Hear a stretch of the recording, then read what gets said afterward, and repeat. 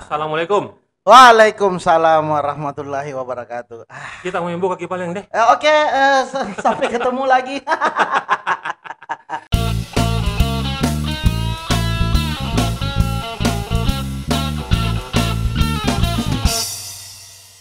Dari mana gini? Biasa Miko, kalau malam-malam begini kadang kita keliling-keliling, keliling-keliling ya ketemu-ketemu teman. Oke. Apalagi ini ada beberapa hari ini pasca Idul Fitri kita lagi baru memulai produksi. Kalau kita itu di tanggal 7.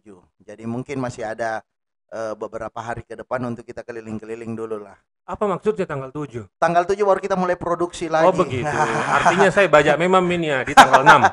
Cocok ini. Boleh Miko. Iya. Nah ini adalah konten yang saya bikin namanya hadap-hadapan. Wah, hadap-hadapan. Ini. Kalau hadap-hadapan konten seperti ini memang mencerminkan orang Sulawesi banget. Wah, toh?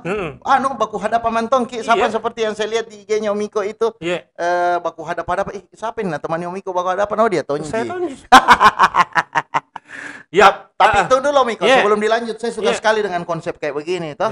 Kenapa saya suka dengan konsep begini? Ini seolah-olah menutupi bahwa saya sekali dipegang-pegang begini. Memang Kentara bilang cerdas ini yang punya podcast ini, cerdas. Oke, ini podcast edisi kesekian. Malam ini saya hadirkan langsung. Saya tahu betapa sibuknya dia. Karena banyak sekali yang endorse, banyak proyeknya lah pokoknya. Tapi harus saya hadirkan karena saya dan teman-teman mau sekali tahu sebenarnya. Siapakah sebenarnya ini orang? Kenapa? Saya penasaran. Tadi saya cari-cari informasi. Saya googling gitu. Saya cari Adi Basitoaya. Yang muncul adalah si ini bawa ini ke Bali. Ini segala macam. Tidak ada namanya di situ. Di Google tidak mencatat namanya dia. Iya, betul. Jadi saya mau tanya sebenarnya siapa nama? Saya namaku sebenarnya Satriadi Mulyadi.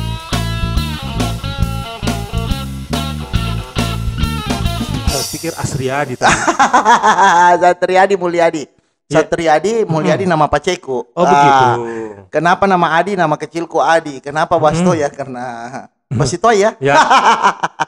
Begitu Miko.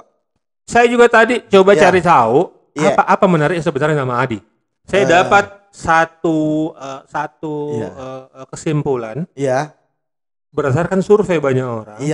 Ada 3 nama perempuan, 3 nama laki-laki yang paling banyak dipakai di Indonesia. Wah. Untuk yang perempuan yang paling banyak kita tahu siapa? Ani, iya. Yang kedua Ayu, iya. Yang ketiga Dewi. Oh, kalau di zaman dahulu semua namanya pacarnya Romai Rama itu. Nah, kalau yang pria, laki-laki, nomor 3 besar itu nomor 3-nya Ahmad, Nomor 2 Budi. Nomor 3 Adi. Betul. Itu pada saat kita googling Adi Basitoaya, yang muncul berita-beritanya sih. Dan banyak berita yang video-videonya juga muncul semuanya. Basitoaya sama Sukri juga muncul semua Ji. Tapi kalau namanya Adi tidak ada. Tidak ada kalau Adi. Iya, betul. Gitu. Nah, kesibukan tak selain selain sebelum dimulai ini. Saya dulu mulai. Kalau maksudnya lebih ke intinya. Ini saya terus terang ini pemirsa. Saya ikut di podcastnya Om Iko ini agak domba-domba karena di sini tidak ada settingan. Langsung duduk, langsung pokoknya nanti sendiri baru terima jawaban. Pertanyaan ada. Ini bahaya kalau begini diserang mendadak orang Om Iko. Tadi datangnya di mana Kin? Dalam ruangan sini duduk langsung. Ada betul. Luar biasa, tepuk tangan dulu ini untuk podcast luar biasa ini hadap-hadapan. Jadi teman-teman juga banyak titip pertanyaan ini Om Adi. Iya, betul. Mau ditanya sebenarnya tahu bagaimana waktu masa kecil tak?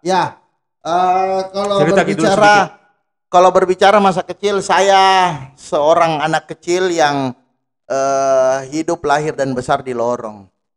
Di daerah Tamalate. Bapak, mama PNS. Asli Makassar, Kidi? Asli Makassar kalau saya. Kalau orang tua aku asli Bugis. Kalau saya asli Makassar karena dilahirkan di Makassar, besar di Makassar. Gitu Miko. Terus saya di Lorong, besar di Lorong, sekolah dari TK sampai SMP di seputar wilayah rumah. TK di Dharma Wanita, SD Impres Perumnas, terus SMP Negeri 13, SMA baru saya ikut keliling-keliling kemana bapak kedua orang tua saya tugas. Tugas nih? Iya, kalau mama di Kodam Sipil, Kodam 7 Irabuana, kalau bapak di Departemen Koperasi. Oke, enggak ada aja dulu waktu kecil bully-bulian di SD tak? Wah, karena kalau saya pikirkan ada dalam bentuk yang lebih kecil SD ini pasti dibully. Oh, dibully ya. Dulu. Karena faktor di depan rumahku itu sekolah, agak takut juga orang kalau bully saya, toh. Sama dulu saya juga SD ke depan rumah. Ya, jadi kalau ada macam-macam, saya pasang bambu. Iya, betul. Kalau saya dulu nenekku memang tunggu di depan lorong. Gitu. Ikut campur ki. Tapi bedanya dulu Om Iko, ini sekarang besar Peki baru tahu bilang ini pengen dulu dibilang bully.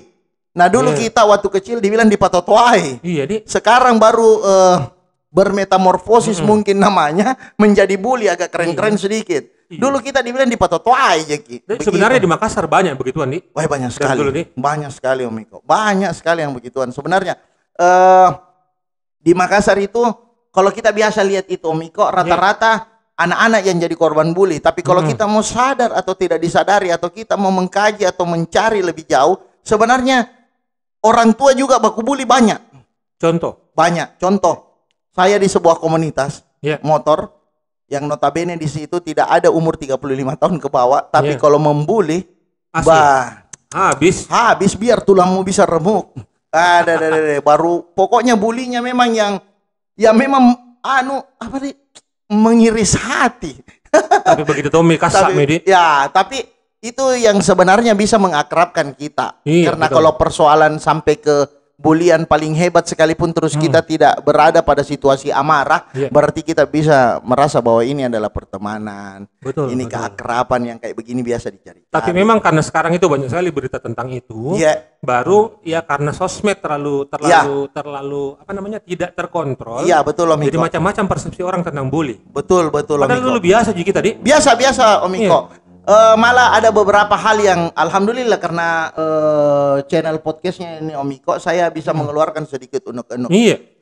Dulu kita itu waktu sekolah Om Iko, kalau disuruh angkat air sama wali kelas, disuruh jaga, ada dulu namanya piket, buka-buka pagar sekolah sampai jam begini, ndak belajar kita giliran piket. Itu sebenarnya bikin kita terbiasa dengan hal yang seperti itu. Sekarang anak-anak baru dibentak sama guru, melapor. Terus sudah itu guru di penjara. Kasihan. Nah kalau mau dipikir tidak ada pernah itu orang bilang mantan guru. Yang namanya guru sampai hidup dan mati tetap guru tak. Persoalan kita bergeser dari tempatnya mengajar itu persoalan lain. Tapi kalau guru ya tetap guru. Tidak ada orang bilang mantan guruku itu, tidak ada.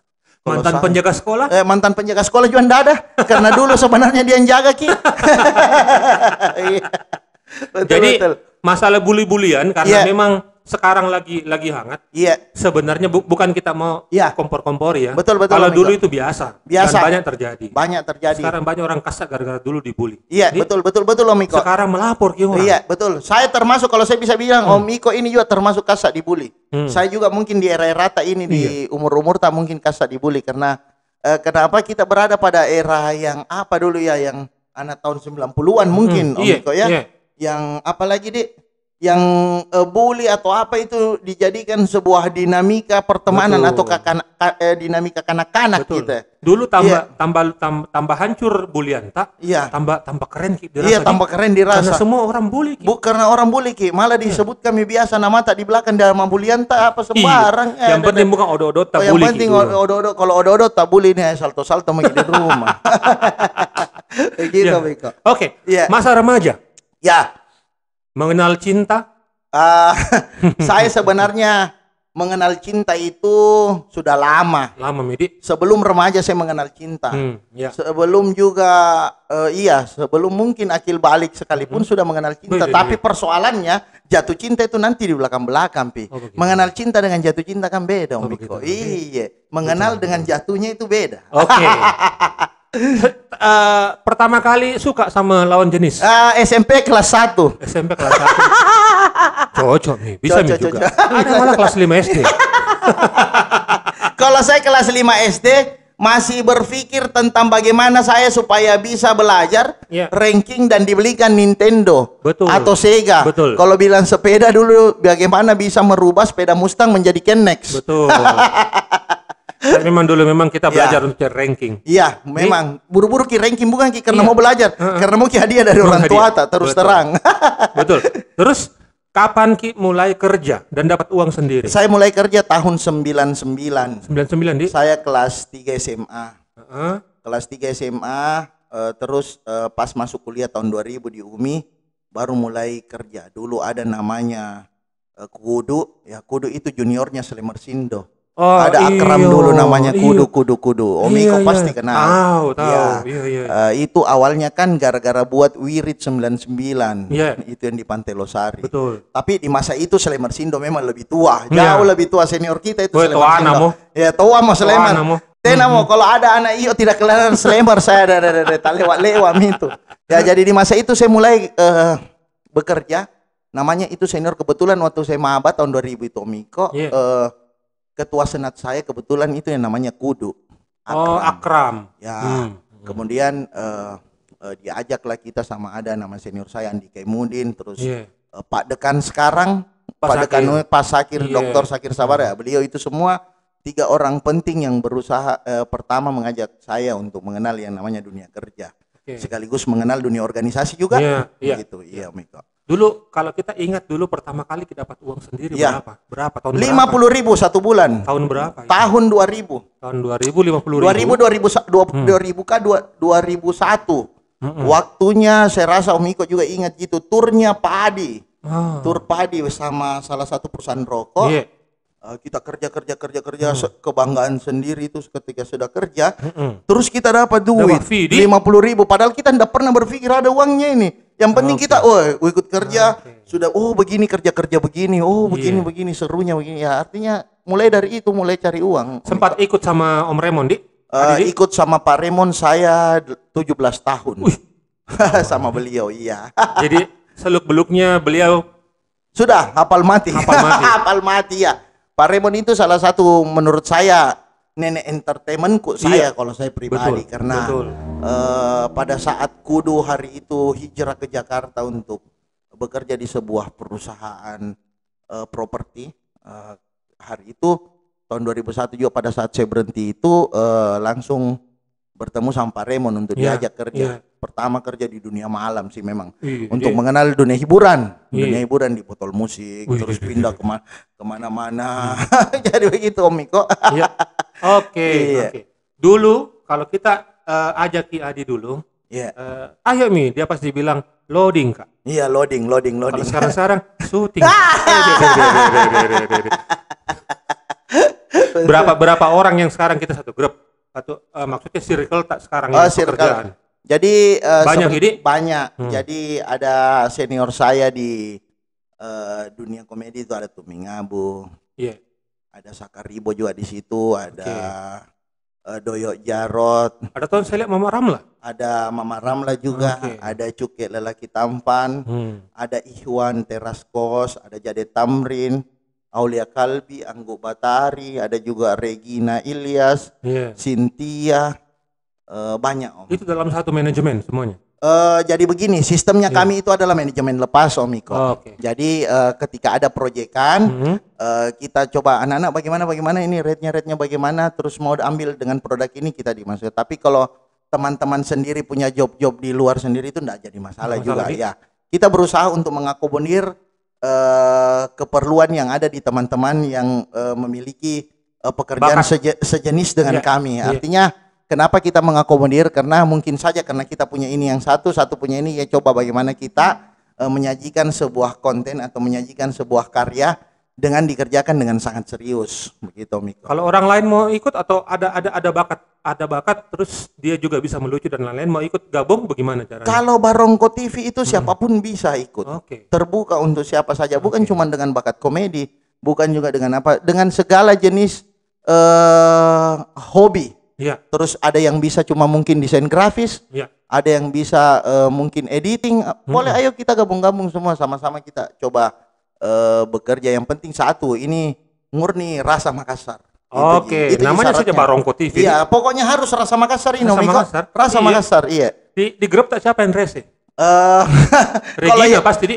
Kalau Regina itu, kalau rese memang harus rese dia ke penyiar gitu. Yang lebih rese ini bukan Tompi penyiar, bukan Tompi siapa-siapa, Cuke. Itu lebih gampang kita kendalikan domba daripada dia. Padahal kan kecil kita. Woi kecil kita, banyak makanya. Enggak banyak sih makanya. Banyak gayanya. Gelisah gerakan lincah salah. itu dia, Miko. Tapi seru. Kalau tidak ada Cuke itu sebenarnya tidak seru karena ada warna lain yang dia bisa ciptakan. Ada rasa lain dalam berkonten kita yang tidak ada satupun dari kita bisa buat seperti itu selain dia. Dia kan fasih tongi bahasa Bugisnya. Wah, dia pasti sekali bahasa Bugis. Tapi yang beliau itu salah satu komedian yang merangkak juga dari nol. Iya. Jadi apa yang dia sajikan itu di depan kamera itu memang pure relate memang dengan dia. Dia tidak bisa itu jadi diri orang lain. Dia itu lebih senang dengan konten, dengan karya yang dirinya memang sendiri. Itu yang saya suka itu dari itu anak. Mudah-mudahan semuanya berlanjut dan mudah-mudahan sukses. Mudah-mudahan, Omiko. Apa rencana ke depan nih, Om Adi? Rencananya ke depan sebagai sebenarnya pribadi dan sama teman-teman. Ya, kalau secara pribadi saya sih sebaik-baik orang kan kita selalu mau belajar lebih baik lagi terus, Omiko. Apa yang saya tahu kemarin saya perlu lebih tahu lagi besok. Kalau untuk menjadi rencana ke depan dengan teman-teman, kita adalah proyekan salah satu film layar lebar. Alhamdulillah. Apa namanya? Apa judulnya? Judulnya kasih tahu atau tidak ini, tapi kalau untuk bukan Jalan Kote. Bukan, Omiko. Ini ya kita sondi-sondi lah, mudah-mudahan selesai ini Preman Kampung. Preman Kampung. Jadi ini sebenarnya proyekan yang harus kita sudah kerjakan di bulan 5 kemarin. Investor juga sudah siap, segala sesuatunya sudah siap, dan ini memang ditulis dengan tuming, dengan mata-mata hari. Memang proyekan untuk Barongko dengan teman-teman yang lain. Kita membuat bagaimana kita berkolaborasi semua influencer, semua teman-teman yang ada di Barongko untuk menyajikan sesuatu yang beda di karyanya anak Makassar itu. Itu film layar lebar, layar lebar. Bukan lagi seri web series, bukan Om Iko. Ini rencana layar lebar. Mudah-mudahan, Mudah-mudahan, Om Iko. Nah, sekarang yang terakhir apa ini tak tentang terhadap kondisi tak sekarang di Makassar berhubung dengan pekerjaan tak? Pekerjaan ya. Kalau saya sih sebenarnya ada baiknya, saya juga tidak bisa terlalu sampaikan mungkin ke netizen bilang jangan keluar rumah, karena sebenarnya jangan sampai hal itu yang membuat mereka malah tidak bisa berbuat apa-apa.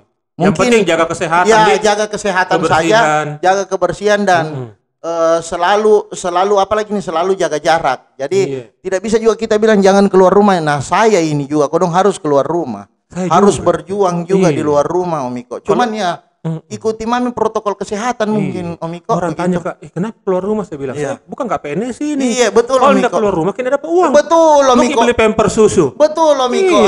Apalagi Om Iko ini istri apa semua orang memang aktif juga, luar biasa. Tapi masih tetap berjuang untuk keluarga, Om Iko ya. Mudah-mudahan ini lewat podcast ini kita bisa berdoa sama-sama untuk semua teman-teman yang selalu berjuang di luar, Om Iko. Berjuang untuk keluarga, mudah-mudahan selalu banyak berkah, tahu. Betul sekali. Iya, Om Iko. 20 menit ini bicara. Enggak busa-busa aja, Ki. Iya, enggak, Ji.